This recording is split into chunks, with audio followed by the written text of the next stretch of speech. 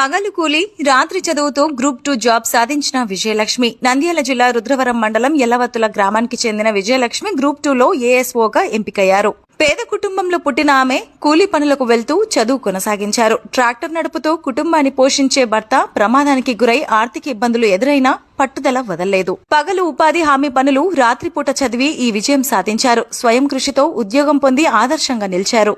నేను 10th వరకు ఎల్లవత్తుల గ్రామంలోనే జెడ్పీహెచ్ స్కూల్లో చదివాను.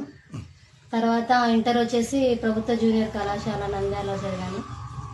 ఆ తర్వాత డిగ్రీ వచ్చేసి శ్రీరామకృష్ణ డిగ్రీ కాలేజీలో చదివాను. ఆ తర్వాత వచ్చేసి 2017లో డిగ్రీ అయిపోయింది.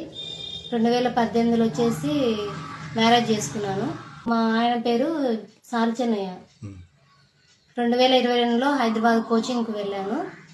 సెకండ్ వేవ్ కరోనాలో అది 1 ఇయర్ పాటు జరిగింది కోచింగ్. 2023 ఏప్రిల్లో యాక్సిడెంట్ అయింది. 2023 డిసెంబర్లో నోటిఫికేషన్ వచ్చింది. ఆయన చూసుకుంటూ చదువుకుంటూ ఉండేదాన్ని ఇంటి దగ్గరే. ఆ తర్వాత ప్రిలిమ్స్ వచ్చేసి 2024 ఫిబ్రవరిలో జరిగింది. 2025 ఫిబ్రవరిలో మెయిన్స్ అయిపోయింది. అలా రిజల్ట్ వచ్చినాయి. అందులో క్వాలిఫై అయినా చాలా సంతోషంగా ఉంది. ఏఎస్ఓ జాబ్ వచ్చింది.